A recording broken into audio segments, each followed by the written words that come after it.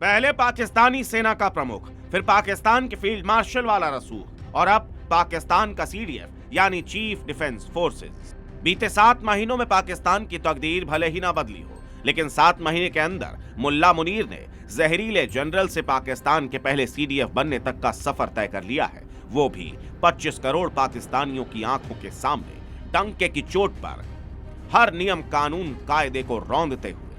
रावलपिंडी के जीएचक्यू में पूरे तामझाम के साथ मुनीर ने चीफ ऑफ डिफेंस फोर्सेस का पदभार संभाला। पाकिस्तान की तीनों सेनाएं और जनरल्स ने कदम ताल करते हुए अपने नए आका को सलामी दी।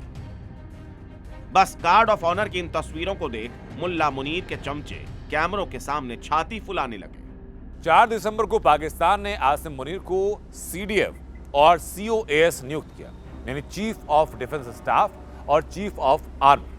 ये पहले जनरल हैं जिसको पाकिस्तान में इन दोनों पदों पर नियुक्त किया गया। दोनों का कार्यकाल 5 साल का होगा और राष्ट्रपति आसिफ अली जरदारी ने इस नियुक्ति को मंजूरी दी है। गौर करने वाली बात यह है कि मुल्ला मुनीर को इसी साल फील्ड मार्शल बनाया गया था, लेकिन इतने से उसका मन नहीं भरा। उसने अपनी ताकत और रसूख के दम पर पाकिस्तान की संसद में 27वां संवैधानिक संशोधन पास करा दिया और इसी का फायदा उठाकर वो पाकिस्तान का पहला सीडीएफ बन गया।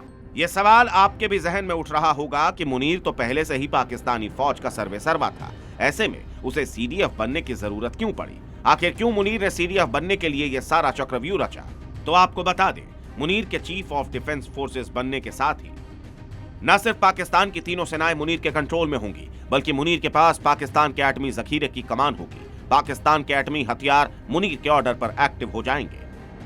कुल जमा बात यह है कि अब मुनीर ही पाकिस्तान में सर्वशक्तिमान है, भूत भविष्य और वर्तमान है। शायद तभी तो मुनीर को सीडीएफ बने 24 घंटे भी नहीं हुए, अभी तो मुनीर की वर्दी पर सीडीएफ वाला तमगा भी नहीं लगा कि उससे पहले ही पाकिस्तान में नए चीफ ऑफ डिफेंस फोर्सेस यानी मुनीर के खिलाफ बगावत शुरू हो गई है।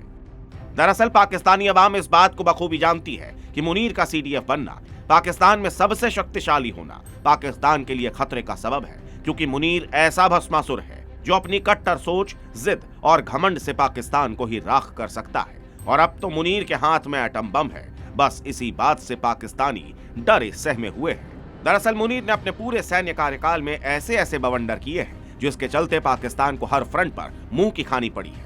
मुनीर का पहला बवंडर पहलगाम पर आतंकी हमला करवाना, दूसरा बवंडर पीटीआई और टीएलपी कार्यकर्ताओं का नरसंहार करना, तीसरा बवंडर अफगानिस्तान पर हवाई हमला कर जंग भड़काना, चौथा बवंडर खैबर पख्तूनख्वा में अपनी आवाम पर बम बरसाना और 5वां बवंडर प्रेसिडेंट ट्रंप को साधने के लिए चीन से किनारा करना।